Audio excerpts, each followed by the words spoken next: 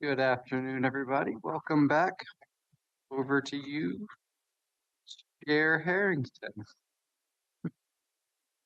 Good afternoon, everyone, and welcome back to the Washington County Board of Commissioners work session on this day, Tuesday, February 3rd, 2026. We are reconvening in the afternoon portion of our work session. We have several different items this afternoon. We have 4 members of the Board of Commissioners. This is Chair Catherine Harrington. I'm joined in the room with Commissioner Jason Snyder, Commissioner Pam Treese, Commissioner Bai is online, and Commissioner Willie is excused for a couple of weeks. Our first item for this afternoon is a proposal to form an OSU, Oregon State University Extension Special District. I'd like to ask our staff and topic presenters to join us at the table.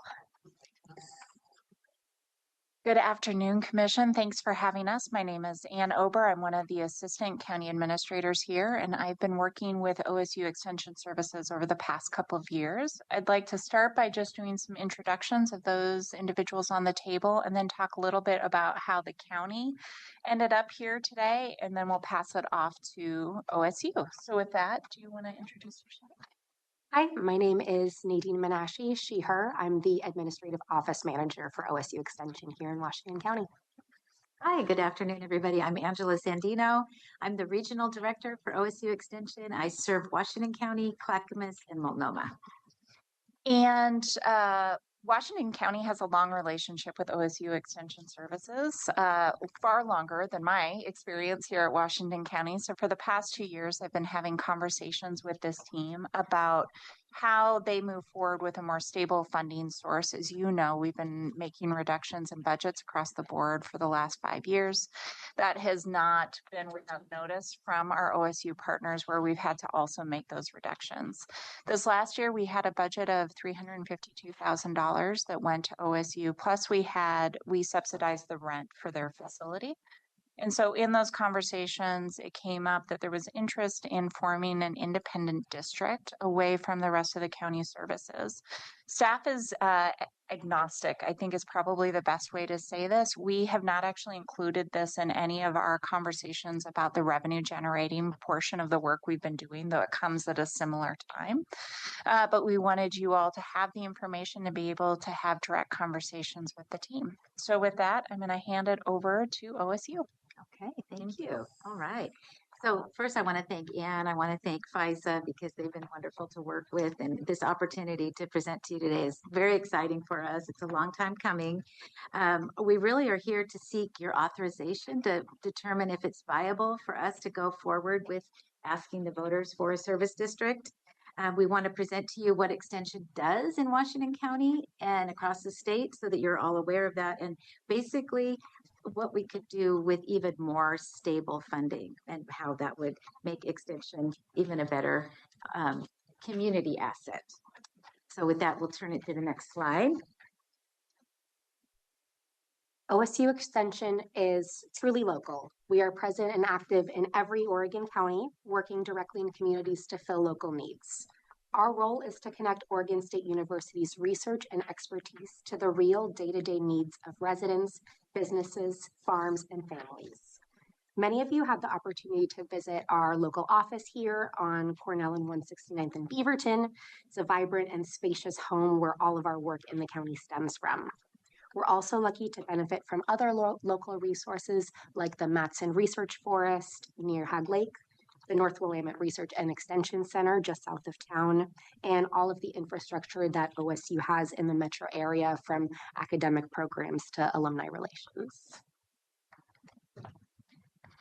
Here in Washington County, our work spans a wide range of program areas. These include 4-H youth development, master gardener, family and community health, open campus, forestry and natural resources, agriculture and small farms, and outdoor school. Support is provided by local, regional, and statewide employees, a small but mighty team that works together to reach every corner of the county. Together, these programs allow us to serve youth, adults, landowners, and producers, communities from Tualatin to Gaston to Northwoods. So our cooperative extension funding model is like that triangle that you see there. It's like a stool, or a triangle, 3 tiers. So the first is the federal funding. That comes from the Smith-Lever Act back in 1914 that established USDA and NIFA to support extension in the counties. And so we get federal funding. And then we have state funds, and we rely on those for, that comes from the Oregon legislature, biennium, and we have the statewide public services that come to us. And then we also have outdoor school that gets lottery funds, and that comes through extension. And then the third part of the triangle is the county. And each county is different, maybe somewhat across Oregon, because we really want that local funding to meet the local needs and stay in the local community. But what the county funding supports is office space, local programming, support staff. And so in Oregon, with our 36 counties, 26 of them already have a service district established for extension. And those run the gamut. The first one was back in 2008 in Clackamas County. And then 10 counties provide general fund allocations. This last year, we added Multnomah County back so that we could say every county in Oregon is supporting extension, which was pretty exciting. And then in Washington County, our current partnership is based on the general fund model. And so you can see the numbers there. Washington County, you invest $352,000 from your general fund that provides our administrative staff, program support. Then we also have $126,000 that comes to us through our office and warehouse space. And we love that location, and we're so grateful that we have that because we have a lot of community events there, and our staff are located there. And then on the other side, OSU, so what you get kind of for your investment, each dollar invested generates $2 back. And so that's coming from those state funds and the federal funds that I mentioned. Also, our faculty get grants. And on top of it all, we get about 17,000 hours, if you can imagine, in Washington County that we track annually for our volunteers. That equals about 440,000. So we have Master Gardener volunteers, 4-H volunteers, small woodland owner, Oregon naturalist, and our volunteers are really the heart of our organization. Without our volunteers, we could not have the breadth of work that we do currently. And so what we're proposing is a ballot measure in May 2027 is the timeline that seems to work best. And so shall Washington County form a special district to fund Washington County Extension and 4-H, levying 5 cents per $1,000 assessed value annually beginning fiscal year 27, running through 28. This could be changed. This is just draft language that we thought would work in the ballot measure. It would allow us to plan responsibly if this were to pass, rather than reacting to budget cuts and having to go to the general fund in the county. The rate is really modest. It's not a huge amount, in each homeowner. Depending on the city that they live in, it could range from about $20 to $40 is what per family.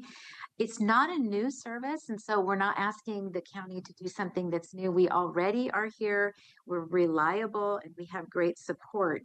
But what this would do would give us that stable funding. And then why we chose May 2027, it seems like that provides adequate time for us to get prepared and really work with the cities and the community so that we have public education, they know exactly what we're doing, where this money would go, and to engage with them so that they can take it and then decide by voting. I have a quick question here. Isn't the term OSU missing from that statement? And the reason I'm asking this is that we're not asking for money to form a Washington County extension. Are we? Isn't it? That's what other counties have done. Like in Clackamas County, it's Clackamas County Extension, and it's through Oregon State. But we had that discussion internally, and because it's local funds that serve the local community, that's what we call it, Washington County Extension. Extension is through OSU. And I understand this is proposed, lots Yeah. of discussion. I was just wanting to make sure that we weren't losing you in this process. Yeah, yeah. It's a good question. I'd like to come back to that question later Sure. because I also have concerns about the ballot title Okay. as well. So we'll just come back to it later. We should come back to the math of all that too. Okay. These 4 areas of program growth, facility support, expanded partnerships, and sustainability are why we trust that a special district will benefit the community. Our current funding model limits our ability to plan, grow, and respond. Right now, even when community demand increases, our capacity doesn't automatically grow with it. A special district changes that by creating predictability. One of the biggest shifts will be moving from short-term maintenance to long-term investment. Instead of spending energy each year managing uncertainty around facilities and funding, we can focus on building stable, accessible spaces that support the work and the people who do it. There's also a multiplier effect around the community. When Extension has stable infrastructure, it becomes easier to convene partners, attract collaborators, and align efforts across the county. This means less duplication, stronger partnerships, and more coordinated service delivery. This structure helps ensure that services don't fluctuate based on annual budget pressures and that communities can rely on Extension in a consistent presence. The public has always been our main partner in this work and will continue to be critical in our broadening reach. Program expansion can only happen with input from the community. This work will involve needs assessments, public listening sessions, regular meetings with our advisory council, and input from county leadership. We will also work closely with neighboring county extension programs to implement things that they are already doing well. This will also help us align with OSU Extension's current 5-year targets, which include ensuring OSU Extension programs and engagement efforts are representative of all people and communities, and expanding Extension Youth Development Program participation to reach 1 out of 4 Oregon youth. So our community engagement plan is listed in this graphic. And so we basically the first graphic has been completed, and that's getting the foundation built, stakeholder alignment, internal alignment. And that's where we've had discussions on the ballot name and the amount to start with. The next phase would be starting now in 2026 through June. And that is once we have your approval, if we do get your approval, then we can go share this with the cities and community members and get them on board and answer their questions. In July, we would start with our authorizing a formal coalition, getting together our volunteers and having them help us with the campaign. Then we would move to January of 2027 when we would be then refining the cost models and finalizing that ballot language because we've had input from people and we feel like we have that groundswell of support. April and May of 2027, we'd be moving from the concept to the formal formation under Oregon law. And in May 2027, we would have that vote. Hopefully it would pass. We would have that great back spell of support and budget that we could move forward in July. And if we get no, and we don't have it pass with the community, then it's determining next steps and kind of finalizing what are we going to do from here. But hopefully we would have done such great community engagement that we would have the yes vote. And then onboarding cities will be a huge part of that. So again, once we have your approval, we'll meet cities where they are, and we've listed the cities there, and we want to incorporate their feedback and move it forward to have that broad community support. Our engagement sequence will be meeting with county leadership and extension leadership. We're going to share our proposal, listen to what they have to say, emphasizing always that local benefit. And in our more urban cities, we'll probably focus more on workforce development, climate resilience, youth opportunities, master gardeners, Oregon naturalists, and the Juntos program. And our smaller cities that are more rural, they will benefit a lot from 4-H, the fair opportunities, land use, community service, forestry, agriculture, and the research and support that goes out to our farmers and foresters. This slide walks through the overall timeline for forming the special district from early exploration all the way through election and implementation. Like Angela said, we began in mid-2025 through early 2026 with exploration and feasibility work, which is where we are now. This is where we're focusing on the initial steps that are going to make this process successful in the long term, such as internal alignment on the project and getting general community support, which includes this presentation for you. Overall, this is a deliberate phased process designed to ensure strong legal footing, meaningful community engagement, and a clear path to a successful election. As you can see, our measures of success match up with the county's own strategic goals, reflecting our commitment to sustaining and strengthening our formal partnership with Washington County. When we talk about success, we're not talking about a single metric or a short-term win. We're talking about whether this structure actually helps us show up better for the communities that we serve. The reason a special district is even on the table is because it allows us to protect and strengthen Extension's ability to respond to real local needs. Success means our mission doesn't get diluted or constrained by uncertainty. We're committed to being clear about how funds are used, setting expectations up front, and consistently reporting back to the public. Extension's impact has always depended on long-term relationships and shared problem solving, and we're excited to grow that here in Washington County. I'll take notes on questions if that's okay. So yeah, go ahead. So I am in general in support of the establishment of a special district for OSU Extension in Washington County because of the needs, because of the program, because of the track record, that the OSU Extension service has. Sorry, I ate a salad for lunch and I'm just burping up a storm. In our previous conversations, I have used the example of the Tualatin Soil and Water Conservation District, and I apologize for working on my laptop while during the presentation, but I realized that I hadn't done my homework yesterday for the assignment I gave myself. But as luck would have it, I have found what I was looking for. In the November 8th, 2016, so 2016 election, the Tualatin Soil and Water Conservation District had already been established as a district. I assume by the voters, but I have not looked into that.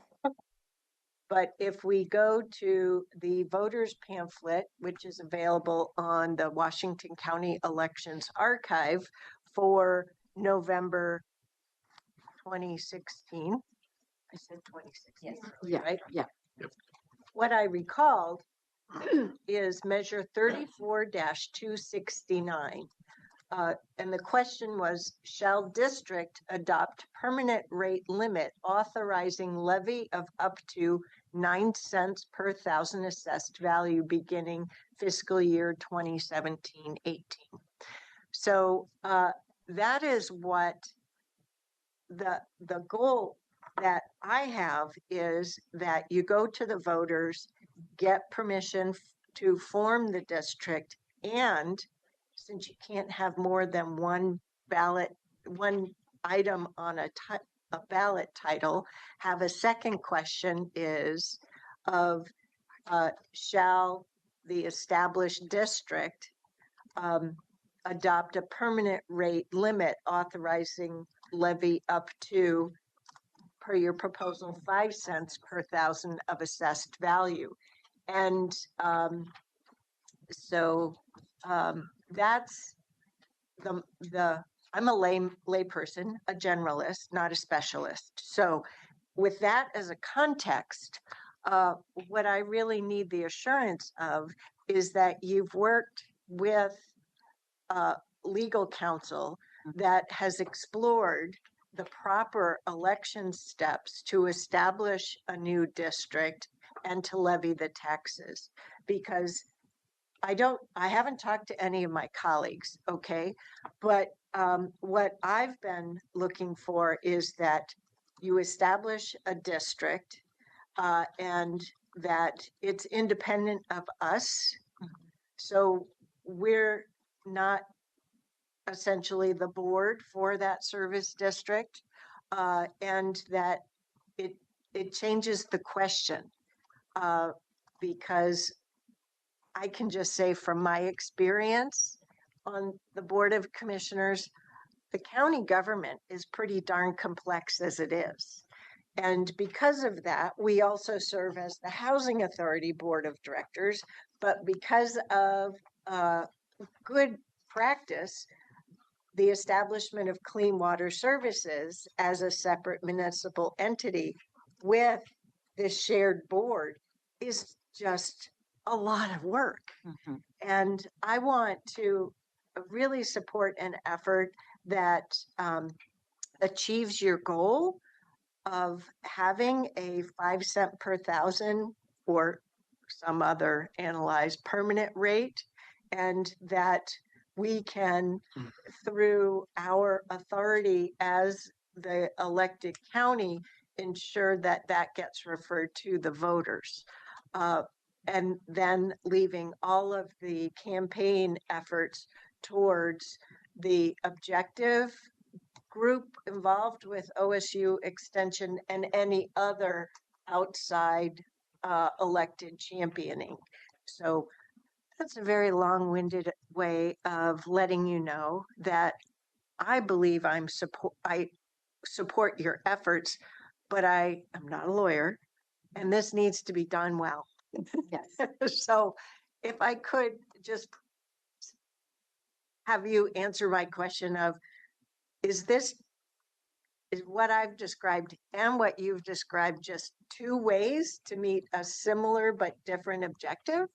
Yeah, and please feel free to jump in too. We did meet with your Washington County Legal Counsel about just the structure of a district. And there are two different, in Oregon law, two different kinds of districts. One is the kind that Tualatin Soil and Water Conservation District has arranged, and they have their own elected board, and that board oversees their budget and hiring and their expansion, the strategic plan. The extension service districts across the state fall into a different category of service districts, where the county commission board is the ultimate budget authority. And that is what we have in Clackamas County. So I'm very familiar with that structure in Clackamas, where they allocate to us our budget every year. The county basically says, here's what you get. You get 5 cents per thousand. It equals about $3.2 million in Clackamas County.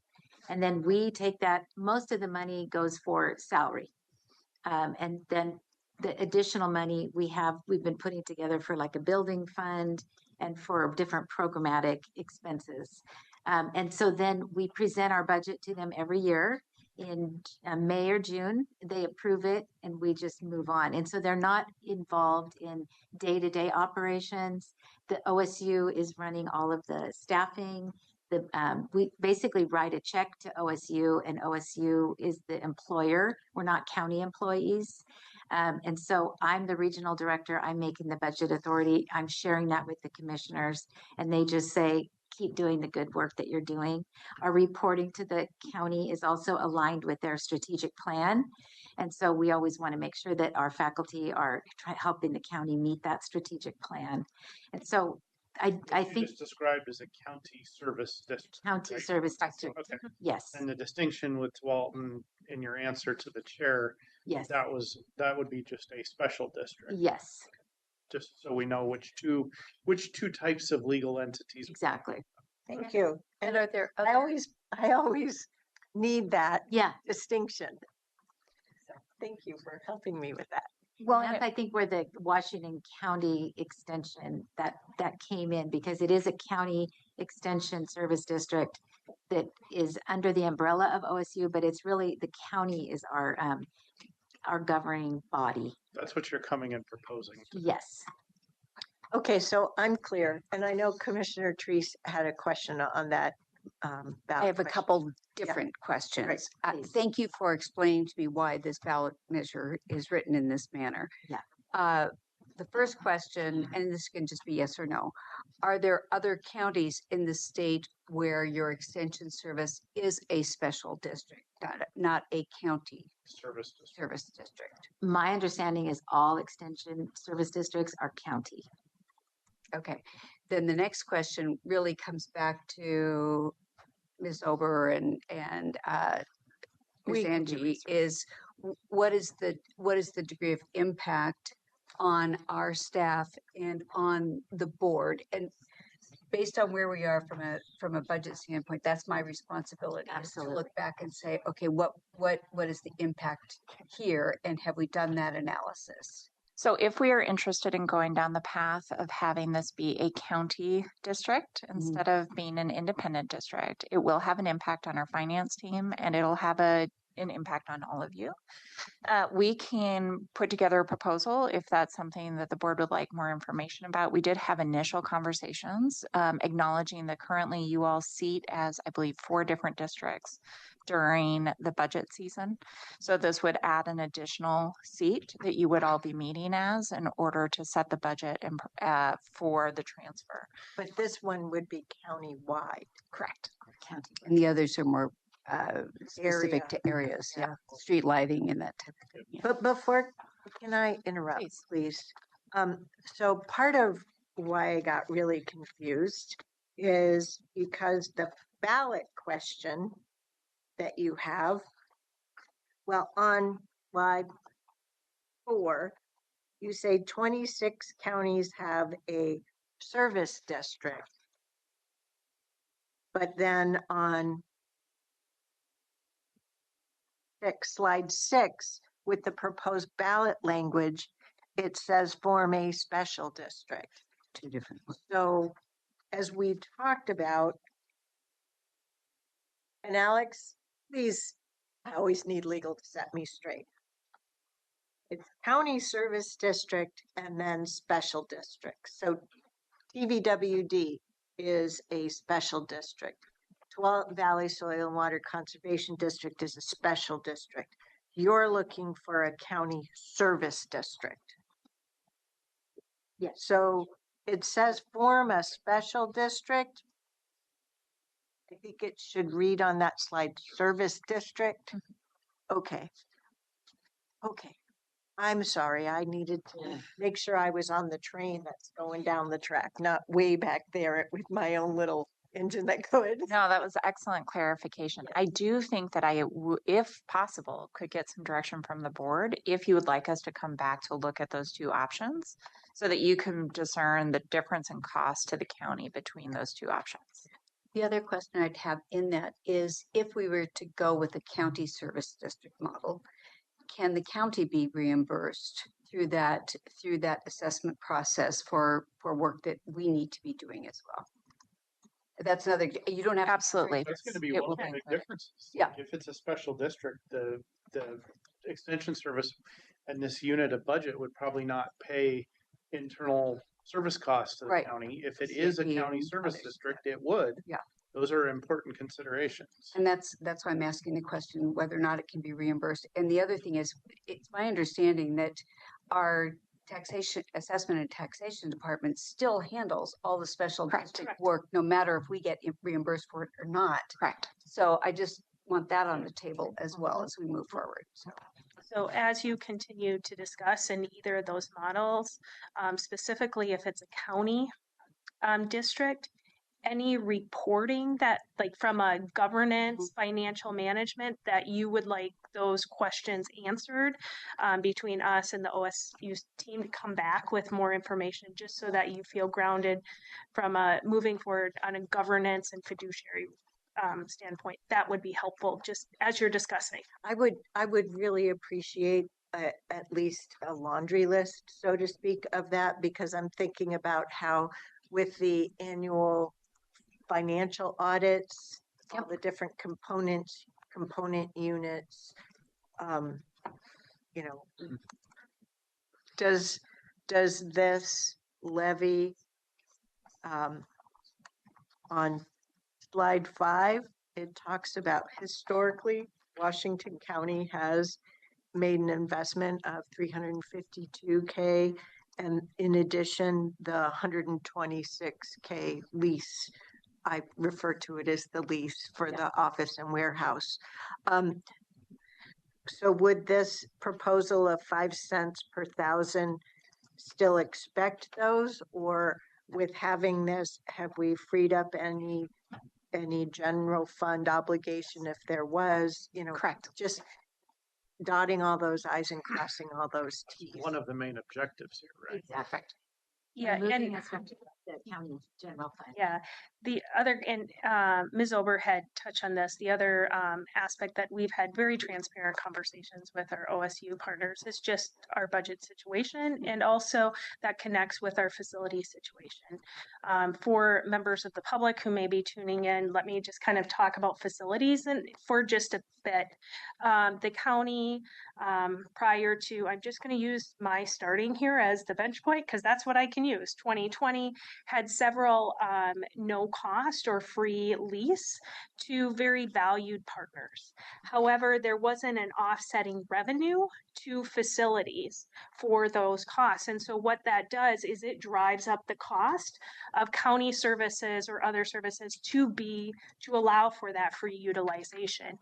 Your board's well aware we don't have the adequate maintenance and capital fund, so that it was just a compounding issue. So we've continued to address how are we going to address those issues, and has been part of this conversation with OSU, because we are frankly in a position that we cannot give free space without an offsetting revenue to that. So just want to put that into this context. And in addition, I just want to add, so today on your agenda, you actually have the lease extension for this facility. We did that on purpose so that we could have this discussion with you today. We purposely wrote that extension to allow for this discussion and to allow for a possible future vote. At the point that this becomes an independent district or the ballot measure fails, we would have to either re-up that lease as a choice of the board if that was your interest, or if they were successful in their ballot measure, they would then enter into the lease negotiations and signing of a new lease without the county involved. So this is simply an extension of the lease for long enough to allow for this conversation with the community to happen. I just want to go on record as saying I am very supportive of the services that you provide throughout our county. And my job is to make sure that, along with my fellow commissioners, that we are protecting our budget. So that's why I'm asking the questions. And I feel strongly that giving the public the opportunity to weigh in here is critical as well. So I'm supportive. I'm just looking for ways to make sure that the county is taken care of at the same time. I realize I didn't say that first. I think so. And if I could segue off of that, I know I'm not alone on this board in hearing from rural community members, whether they're farmers or small woodland owners, the valuable services that OSU Extension has provided to them, both the research that you do in terms of practicing all types of agriculture work, but then in the urban community as well, the programs that you have for our urban community members, which is why I think there is already a compelling story of OSU Extension services here throughout Washington County. Let me turn it over to Commissioner Snyder and then Commissioner Fye, and then come back. I think you all know that I think that the OSU Extension Service statewide is probably the least well-known Oregon treasure that exists. I hope we can continue to help try to change that narrative, given the significant impact that I think it has on the fabric of the state and our communities. A couple specific questions or thoughts here. One is, and I know that we just had to do this for the public safety levy, so I'm looking back at Aaron Calvert. 1 cent per thousand in AV translates into what last year? Yeah.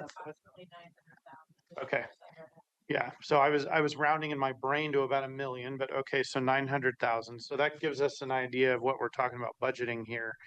And I guess the reason I bring that up is right now we're spending about just shy of $500,000 if you consider the lease subsidy plus the general fund budget allocation, and we're talking about, more than quintupling that. By actually almost 10 times that would be what we'd be talking about, close to it. I guess I have to question whether, and maybe the approach is the maximum amount, and you might not levy that in the first couple years, and you might be sort of planning for the future and realizing that as costs go up and needs change, that you could adjust that. But I do think I don't see any discussion of the budget or why that amount is the right amount. And I think that warrants further discussion at some point, and probably not for today. The other thing I was wanting to understand is I know the current lease, and I know you were I guess the current lease there's action happening now. So maybe I should reframe this question a little bit, but what is the plan to get to the vote, to get to a vote in May of 27, which would then start the following year, right? Like that's how, so between now and then, are we sticking with the sort of current arrangements or financially, or what has to happen between now and when a vote happens? That is what is currently happening. I can't tell you exactly what our budget proposal is going to be for the general fund portion of it yet. We haven't done our budgets, but for the lease arrangement, the lease would continue through the vote and then into the point that they are able to actually generate sufficient revenue to pay a lease payment. So the general concept would be that we kind of continue as is, as best we can, limping, I'm going to use the word limping along until we get to hopefully a vote with or a successful vote. Yeah, I think that that's actually been our discussion over the last 2 years, is recognizing that we continue to have budget pressures. If the OSU is interested in having a better, more soluble plan, they have to come up with a solution, which is why they've come forward today. In Multnomah County, they simply got rid of the budget for a couple of years, and it actually had devastating effects. We're trying to stave that off to buy time for this organization to speak to the community. Yes, if I can go back just to, I think last year, the year-over-year cuts that OSU had experienced, we had a very open and frank conversation last year where they had said, we have to do something because we just cannot provide the services moving forward and sustain further cuts to the operating budget. So I would say last year, while it was known and we had talked about the potential of a district, it wasn't really until last year that it was just real that we don't have a clear fiscal future, and that's what set the team into action. Where did the 5 cent number come from? I'm just curious. Yeah, so that we looked at, I have a list here of all of the service districts in Oregon with extension and what is charged. So if you want a copy of this, you can have it. Sure. But we looked at all the different counties across Oregon. Some are up to like 55 cents in Wheeler County versus 5 cents is Clackamas County. So we looked at what would be reasonable and then what our current budget is. And before the cuts, especially a few years ago, the county was funding us at about 550,000 plus the lease. And we were able to have more sustainable programming and reach more people. The last couple of years, completely understandable. We know Washington County's had severe budget cuts. We've been recipient of those, and we are down to cutting bone, no more fat at all. And so I think we looked at 5 cents. And then, like you said, we might not the first year of the service district. charge that to the voters. It might just be, we start with 3 cents, or we would determine what would be reasonable for us to ramp up. And then after a few years, maybe we would add a cent every year up to 5 cents. If we ever wanted more than 5 cents, you have to go back to the voters again. So we want to have a little bit of room understand that for part. growth. Yeah, a little bit of room We for live growth. all the time. But you'd have to go back to the voters every 5 years anyway. If we did a bond, Not for the permanent rate. I Yeah. don't think. this would be a permanent rate. And Correct. so that would be 5 cents forever. It's not a bond, which would be. So I think the word permanent rate needs to be in I will just point out that Wheeler County, I think, has a population of 6,000 people. Exactly. It's a very Right. different Exactly. dynamic, and frankly, you've got economies of scale problems there. And we have the Tualatin Soil and Water Conservation District. We're very close partners with them. They get 9 cents, and they were at first trying to advocate for 9 cents. We looked at 9 cents. We said, that's too much for us. We don't want to go that far, and we don't want to burden the taxpayers, but we wanted to go with something very modest, but that would serve the entire county. And that's how we landed on 5. But again, it's a draft. The county wants us to go with less. I think this team eventually will need more due diligence Yes. done on that. Yeah. Yeah. to I think get it's there. It's another way to look at it is slide 8 talks about program expansion. So if you're able to qualify or quantify in any way, Mhm. open to either, of where you were Mhm. when the funding level was higher, and then where you are now or have been the last couple of years, being being partners with us in Yes. fiscal difficulty, and what your aspirational program expansion goals are, Mhm. and how that relates along with the other county financial requirements for your proposed permanent rate.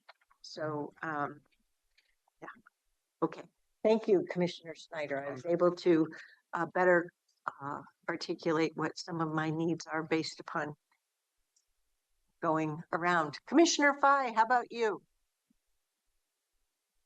Thank you, Chair. I won't revisit some of the questions that was discussed here, but I just want to say, Nadine and Angela and Anne, great presentation, very well put together. I really appreciated the content. I hosted my monthly constituent coffee over last week on Friday.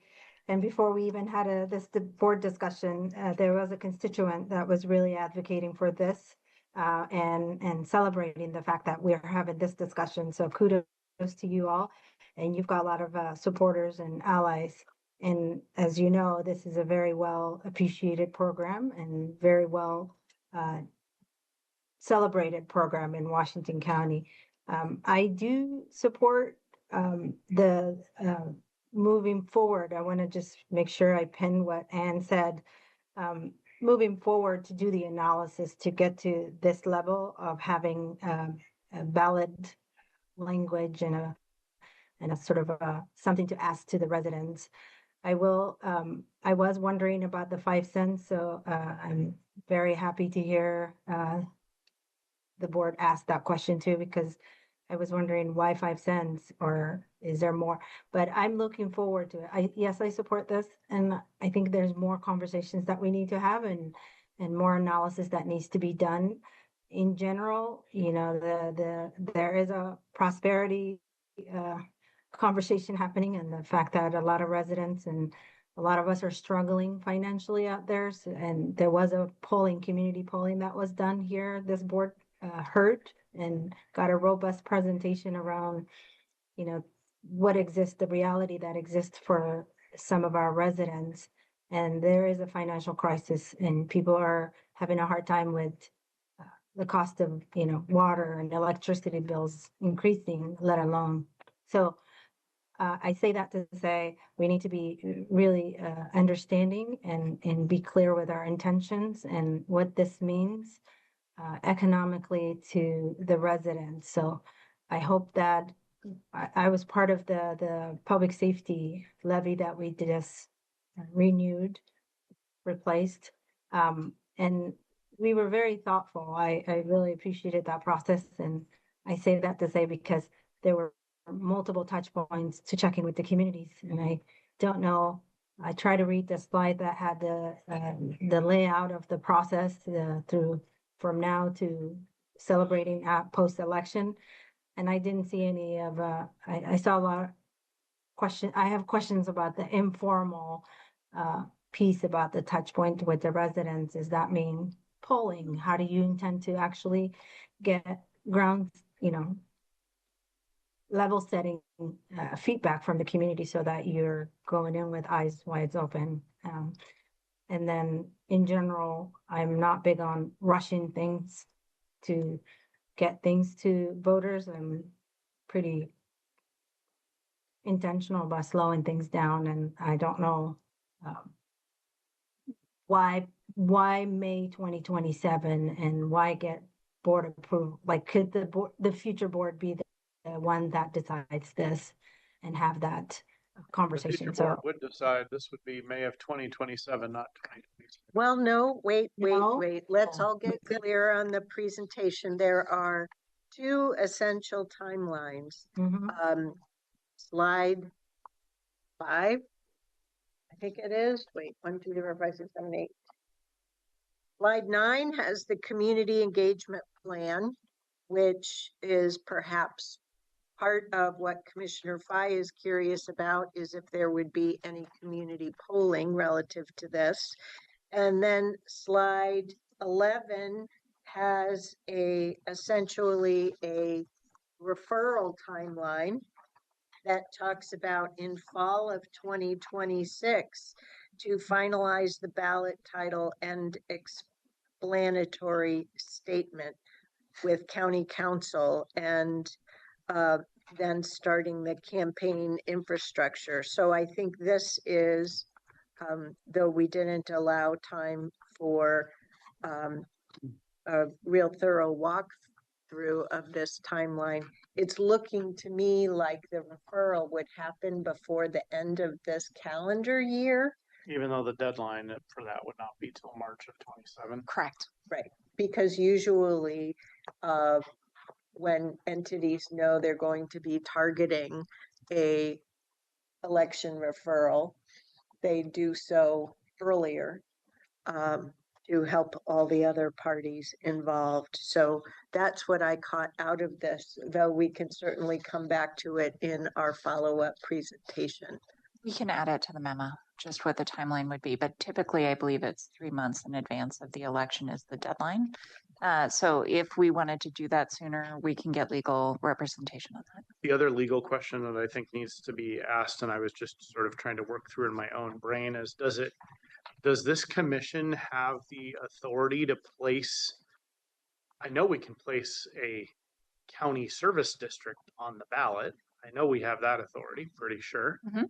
Do we have the authority to put a special district that we're not going to be the governing board of? That's not this proposal. This proposal is a county service district. Well, But you're we asked asking them to for come back both with formats. both, and I guess I just Yeah. feel like the answer to that question needs to be dealt with. We can do both on there. And then the other piece is I'm not sure what the timing is, if it is a separate board, when the election of the parties would be for that board. So all of that needs to be spelled out in your memo.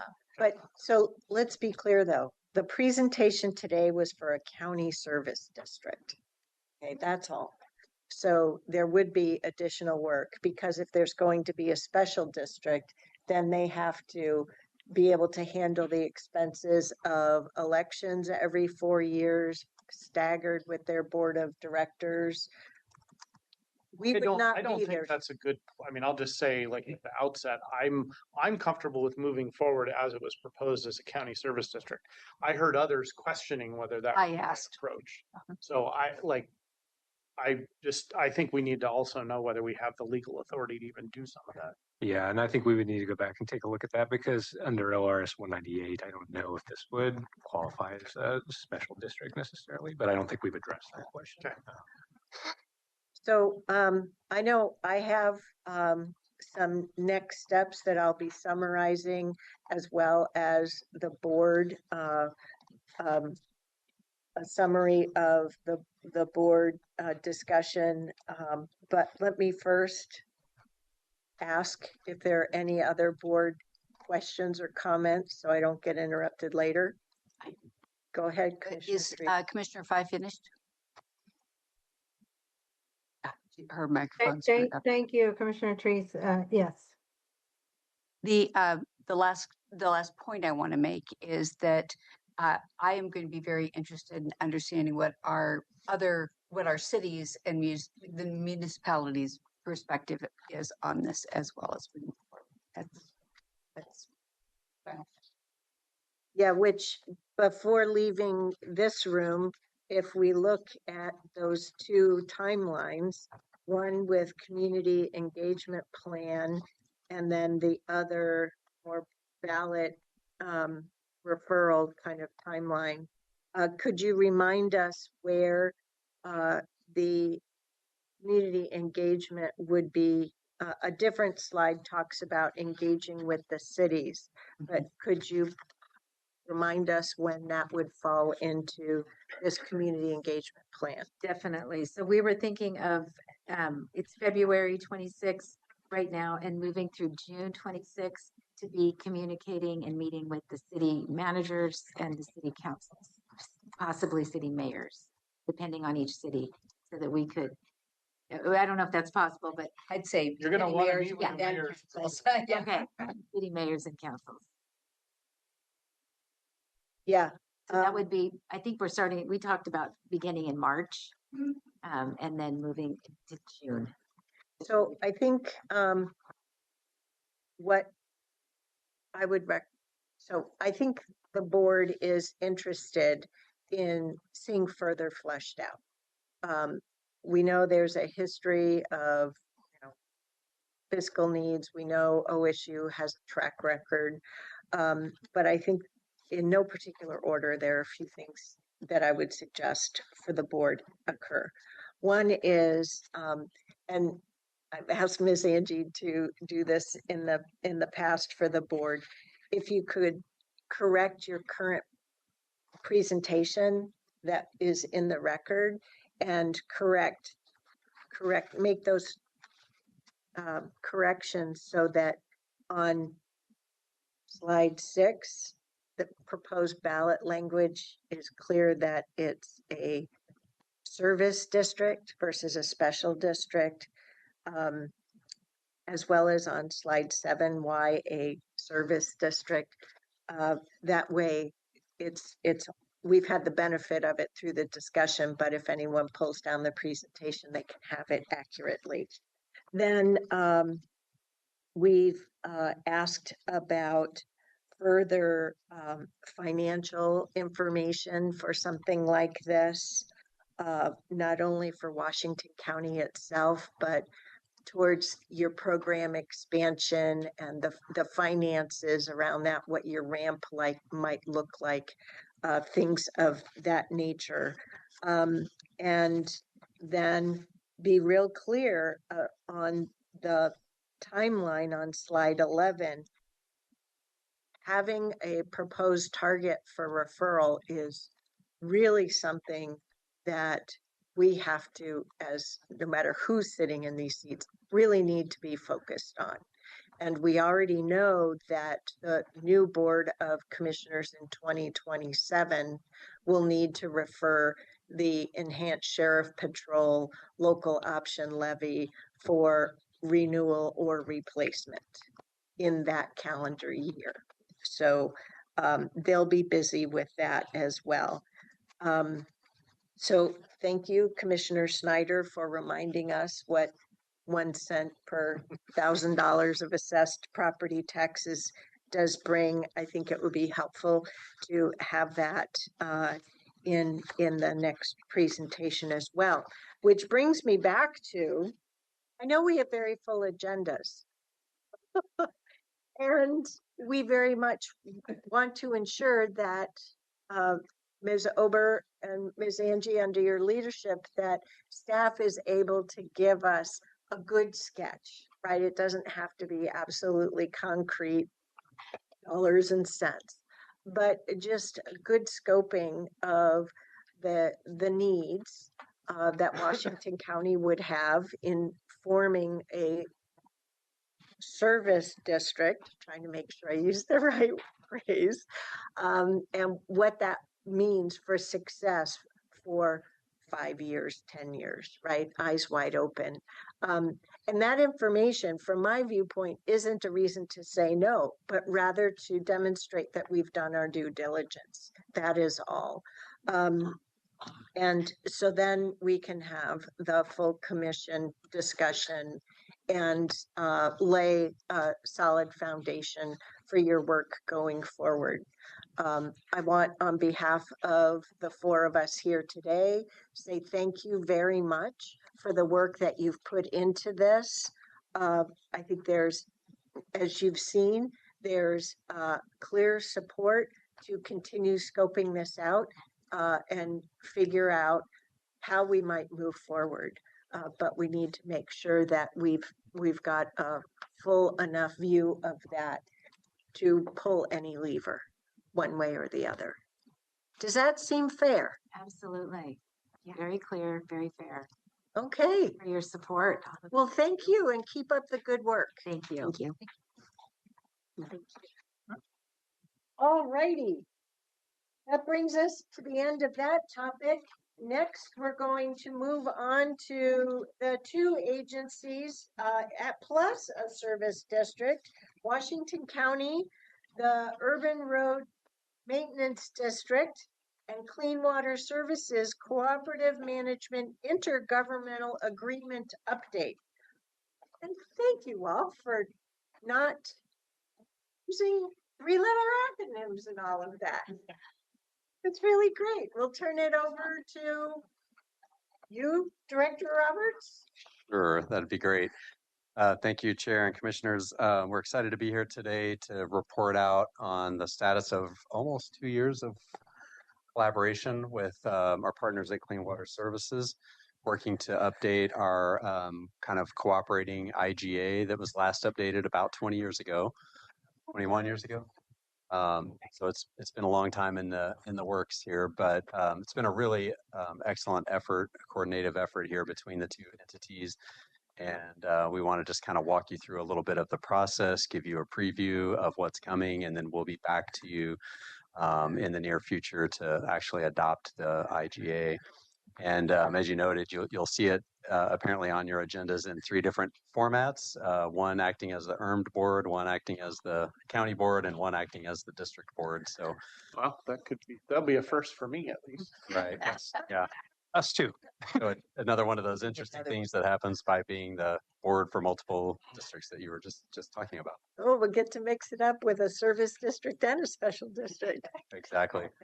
Yeah. And Don't I forgot, ask me to keep it straight. You'll have to. I forgot to say my name at the beginning. So I'm Stephen Roberts. I'm the Land Use and Transportation Department Director.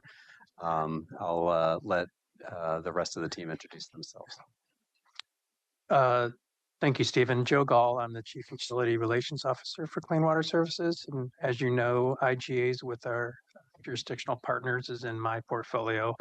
But I will say this work really, these 2 ladies who you'll hear from really carried the ball through this 2-year effort. It started with Bob Baumgartner at CWS, who then retired, and Jamie Hughes picked up the ball and has led us to this point. It's a tremendous amount of work, and I'm glad to be at this point, and we have got others on the horizon. So with that, Jamie. Yeah, hi, Jamie Hughes, Compliance Operations Manager in the Regulatory Affairs Department at Clean Water Services. Okay. Hi, Commissioners. Jessica Pels, LUT Policy Analyst, and we're going to split this presentation, so Jamie's going to kick it off. Can you pause for 1 second? Commissioner Fye, have you had to drop off the meeting or is your camera just off?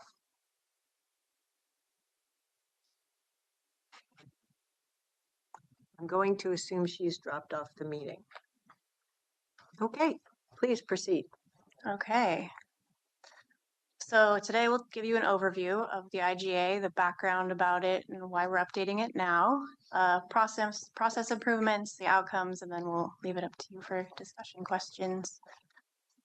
So for the overview, I'll give you some background and why we're updating it, and then differences between the old and the new IGA. So Clean Water Services, Washington County, and the Urban Road Maintenance District, URMD, first entered into an IGA in 1990. That was our first one. And the IGA details how we cooperatively manage our sanitary and stormwater services within Clean Water Services service area. IGA updates were subsequently made in 1994, 1995, and 2005. So as Stephen and Joe mentioned, this IGA is approaching 20 years old, 26, 20. And that's a testament to the work that you and your predecessors put in. And I'm judging from the work you've all put into this that it will endure for quite some time too. We're definitely hoping. So the 2005 IGA was set to automatically renew for 5-year terms up to 25 years. So part of the reason we're renewing it now is that we're approaching that 25-year term. The other part of the reason that we're updating it now is Clean Water Services National Pollutant Discharge Elimination System, or our wastewater discharge permit, also requires us to update all of our IGAs with all of the co-implementer cities and the county by November 2026.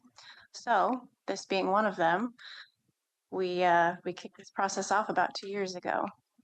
Some of the differences between the old and new IGA, this IGA was really focused more on partnership, collaboration, coordination. We really wanted to make sure that it was clear in the language that we really are coordinating together on implementing, especially around our stormwater programs.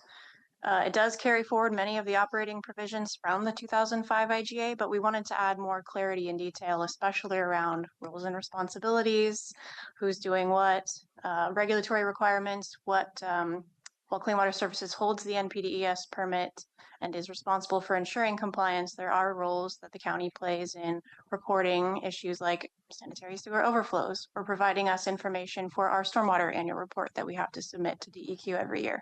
So there are some regulatory requirements on that front, even that the county, that is outlined now in the IGA. We did add an entire section on coordination, which has us touching base at least annually on several different topics. You'll see there's coordination touch points for reviewing the entire IGA to determine if it needs to be amended or renewed. There's several other coordination meetings that are outlined in the IGA too, around data sharing and information sharing, as well as touching base early on in our capital project planning processes, which Jessica will talk about later in the presentation. And then there's also more detail around permitting, because I'll talk about it in the next slide. There was a little bit of maybe confusion around whose role was what with regards to different types of permitting processes. This IGA, this updated IGA, also includes a process flow chart, and that again is what Jessica will touch on in her section. The old IGA did not have that, but this is really a process to help the county and Clean Water Services coordinate early and throughout the capital planning process. So our IGA update process included forming work groups and also working on our mutual education and relationship building. Again, we really wanted this to be a coordination and partnership forming process, and not just let's talk about the technical. Let's build the trust and the relationship before we get into the technical details. So we did kick off meetings in March of 2024. So we are approaching that 2-year mark, but there was a lot to talk about in that 2-year process. As you know, the IGA was almost 21 years old. So lots of things to discuss that maybe we'd been getting in a rut on how we were coordinating, and we needed to work through some of those issues. We formed a 30-person work group. There were smaller work groups that were also like branched off and working on certain specific discussion topics, but that 30-person work group met 18 times over the 2-year time period. So lots of discussion. And you can see there, both the county and Clean Water Services, we put the wide groups that were involved, array of groups that were involved in the process. So from capital project services, development services, legal, finance, you name it, they were involved at some point in the IGA update. From the outset, we set the intention that, again, we were focusing on cooperation and collaboration. So to do that, we started by what we called an airing of the grievances. The first couple of meetings, we just talked about what are all the issues. Best of us. Yeah, what has necessary. well, what has worked well, what's not worked so well over the last 20 years that this IGA was in process. And we made a list. We made a long list based on that sort of airing of the grievances meetings about what topics do we need to talk about. And we had probably, 10, 15, 20 discussion topics that we formed that we needed to work on. And then, of course, throughout the 2 years, other topics would pop up, others would drop off as we worked them out. So that worked really well as a process. And co-creating this IGA, of course, the focus was on developing that closer peer-to-peer relationships across the agencies. We did do some social events. We went to happy hour and again focused on our relationship building in addition to the technical. Part of this was also understanding each of our roles. So we both have a role as a developer and both have a role as regulators for various kinds of permitting actions. And I think clarifying what those roles are was really important in being able to work through a lot of these issues. Also understanding our processes, our workflows, what information we need. There were lots of discussions that needed to happen around that to better understand each other's roles. And part of that, again, was forming that process flow chart to just outline what do you guys do versus what does Clean Water Services do? What does the county do as far as capital project planning? And then part of that also is developing a common vocabulary and definitions, because as we all know, words can get confusing and definitions are being used in different ways. And there were lots of discussions just to get on the same page as far as vocabulary before we were able to work through some of the issues. With that, I'm going to turn it over to Jessica. So I'll talk through some of the process improvements that came about because of our work group discussions, including our county capital project process, which was a really big one. And then that resulted in our project flowchart. And then we have some ongoing work that will continue to happen outside of the IGA. So as Jamie said, the county and bump up against each other in a variety of roles of departments. So we have our operations and maintenance with their field ops, and we have our planning and their capital planning, and then our county capital project process, we have a lot of interaction, and this became a real focus on all the things and ways that we bump up against each other throughout the life of a county capital project, which is very long. So this chart here kind of shows that we spent a lot of time in our work groups sitting down and saying, okay, what are the phases of a county capital project? What is the information needed at each phase between each agency? What are the questions that need answered? And then this sort of relates to this whole stage gate idea that I'll talk about on the next slide that came out of this. And through the discussion, we added this stage 0, which is intended specifically for this IGA and our relationship building and cooperative approach to county capital projects of saying, hey, here's our list, like the 3F list for MISTIP. Let's look at this together and see where are some opportunities for things like a large regional facility where we can maybe take on some of our stormwater needs for our county capital projects in that area, partnering together and to look at things like that, or where CWS might have another capital need like a sewer line upgrade or something like that. So ways that we can be cooperative early on. Another reason this was helpful was because there was some misunderstanding of the stages of a county capital project and the information needed. So when we just first started this conversation, we realized a lot of the understanding was like this. Just, we thought we understood what each other's role was and we didn't. So we had a lot of conversations just about the roles, the responsibilities, when do we actually need information? We were coming up into some problems in the past where we'd get some information too late and then we couldn't incorporate it or it cost money. And so it was just, how can we make things better? And maybe before you leave that slide, Jessica, I wanted to add, this was work that we were already into in our capital project process, just working on our own process improvements internally. And so the timing of this just happened to work out really great. And I think really helped us. This is the framework around which I think we'll be able to make decisions, and then once we've made those decisions, we move on. We don't go back. Ideally, is the objective here. So I think it's been super helpful. And like I said, this was work we were already undertaking as a part of our own kind of internal process improvement work. Yeah, and so what Stephen is also referring to is the stage gate idea. And so this slide talks a little bit about that. that flow chart translated then into this more detailed flow chart that has these questions and tasks and information needed for each stage. And the idea is that we have a stage gate template so that we're saying for each project, here's what we need, and both agencies agree on the things needed for that stage, and everyone has to agree that all the things are met before we move to the next stage. So we're just beginning this. I'm sure it might be a little bumpy, but our intent is that this helps our processes just improve over time. This is where the projects potentially overlap, right? I mean, there's stuff in the county plan that would never be anywhere near clean water services stuff, right? So you're talking about where there's a nexus to that, I assume. Right. Yep. Correct. So where there might be, we need agreement on which stormwater facility type to incorporate into a county capital project, which is sometimes difficult where they're constrained by right of way. And so there's a lot of things like that that need to be identified and worked out. And just because it's safe to say that part of the airing of the grievances is we didn't understand your process. Yeah. And then we would engage too late in the process. And the county would be like, we're at 90% already designed. Yeah. You know, so I think the earlier the better is one of the key lessons. We should be talking frequently as early as possible. So there's no surprises on either side. Yeah. Yeah, 100%. That was some of the impetus for just this misunderstanding of the information needed and when, and making those decisions also. Who could make the decisions? It would be identified in the stage gates as well.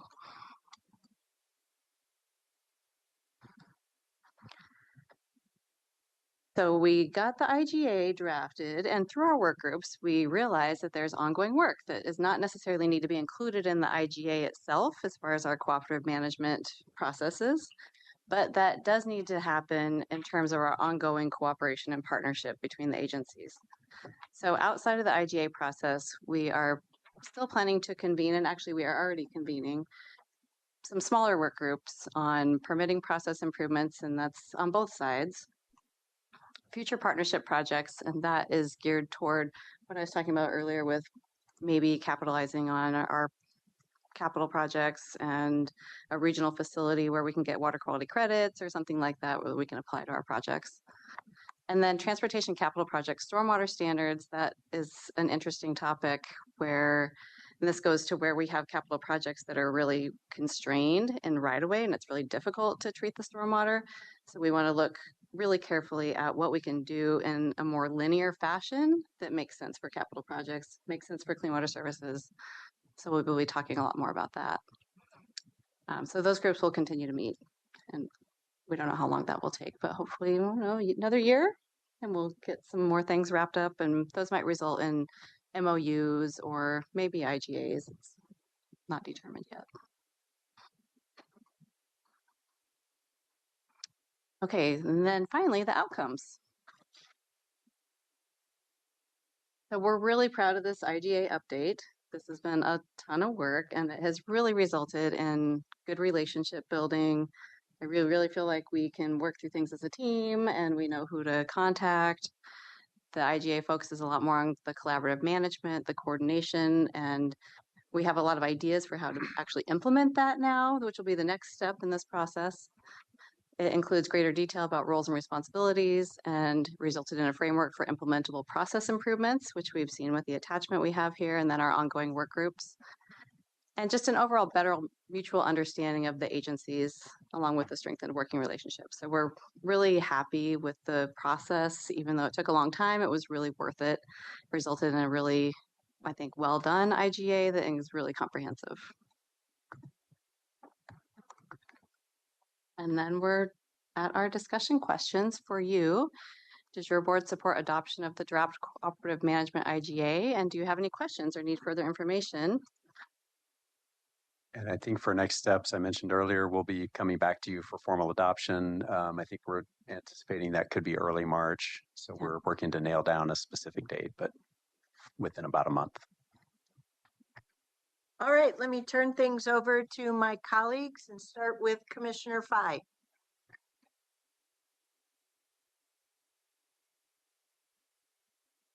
Thank you, Chair. Hold on one second, Chair. I'll come back.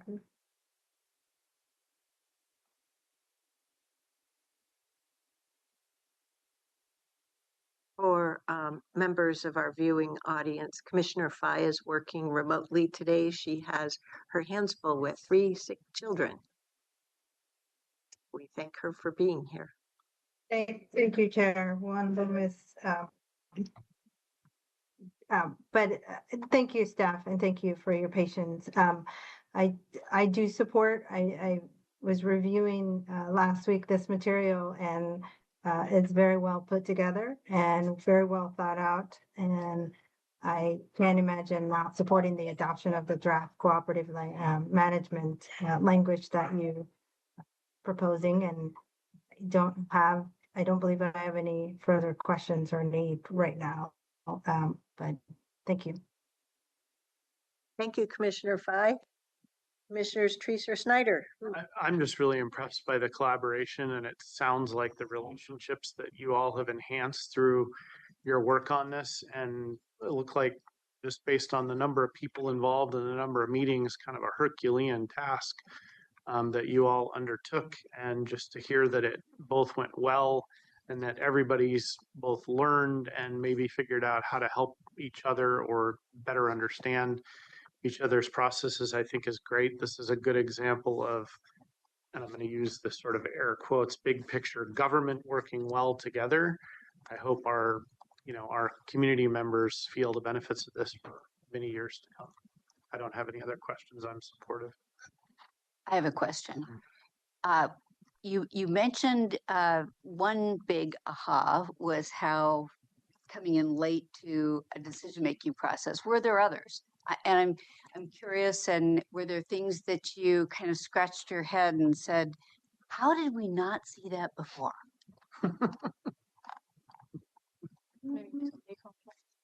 Hindsight is yes. always 20/20. Yes. I'm just curious. We spent months talking about potholing for utilities and when that needed to happen and who was going to do it. What's It was potholing? And we had to learn that. Yes. I love it. That's where if we have a project going in, someone needs to go in and like bore into the pavement and actually find out if there is a utility where we think there might be a conflict. It's like physically locating So the location asset. process, locating process. Yes. Except And it's actually like physically locating it instead of like, Not using a Marking. wand, just right. paint. Yes, like actually Digging in. pouring. Verifying it's there. Right. And you can imagine it's Curious. complicated because sewer in particular is gravity flow. So the lines have to be very precisely placed at a very particular gradual slope. And so they don't have the ability to move up and down, as there may be other conflicts with the slope of the road or various other utility improvements that have to be done there. So these issues become really critical. Like an inch is a big deal in some cases. And so we're literally digging down and finding out exactly how deep something is and exactly its location can be really important. Thank you. And the other question that I have is I would expect that when you're working side by side, organization to organization, there is always frustration, always like, oh, why can't you just do this? Or do you feel like that that's been reduced from the standpoint of having the personal relationships? And how many happy hours did it take? Everybody can weigh in, but I think that helped a lot, the getting in a room together. And there are a lot of, how do you say, like entrenched relationships on both sides of people that have been working together but separately for many, many years. So it was really, really good to talk through the issues, come face to face and be like, hey, we're just Public people doesn't here. Yeah. We need to get this done and work together. And so I think it was really beneficial.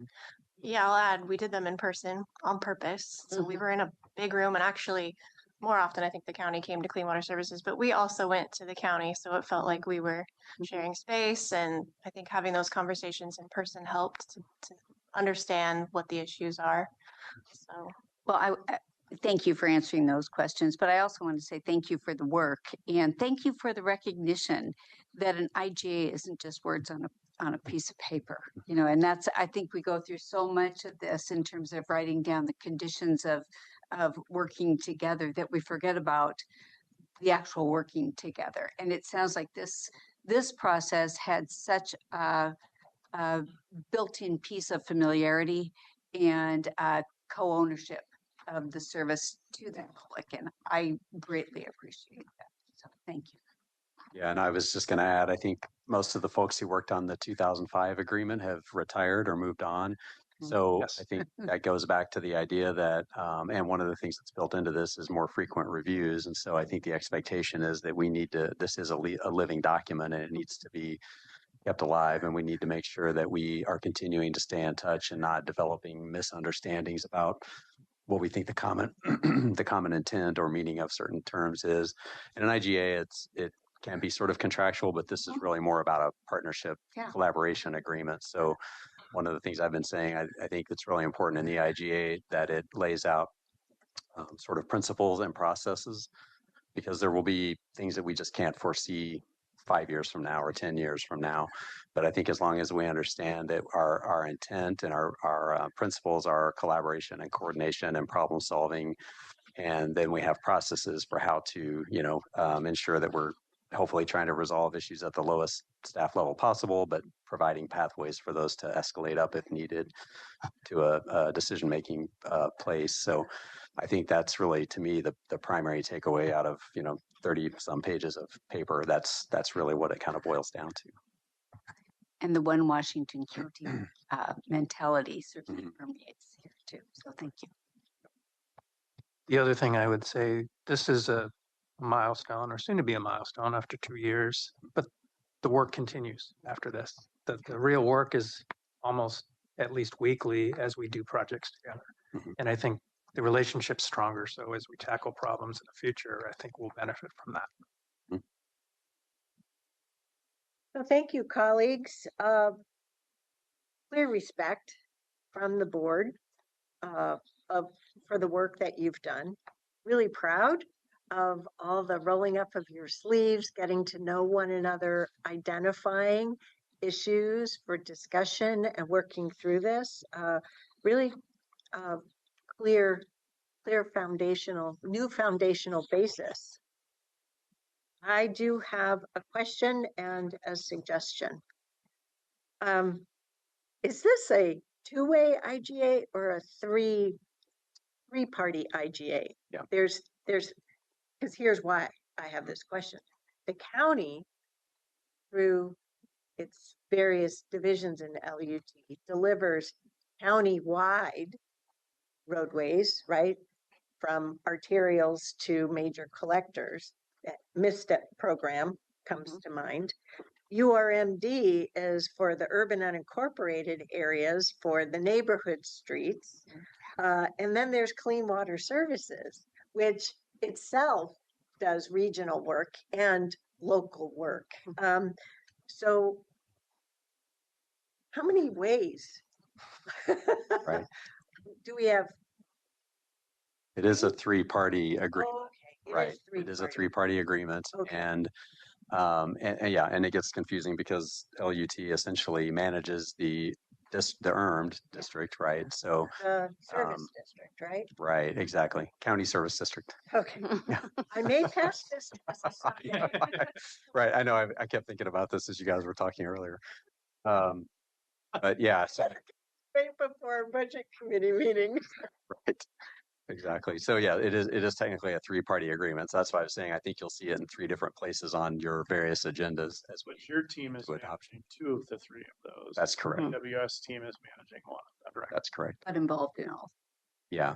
And I think maybe Joe or Jamie could speak to this too, but one thing we identified in the county agreement is that the district, CWS, has very specific sort of relationships with cities who are also kind of retail providers, if you will, of stormwater and sanitary sewer.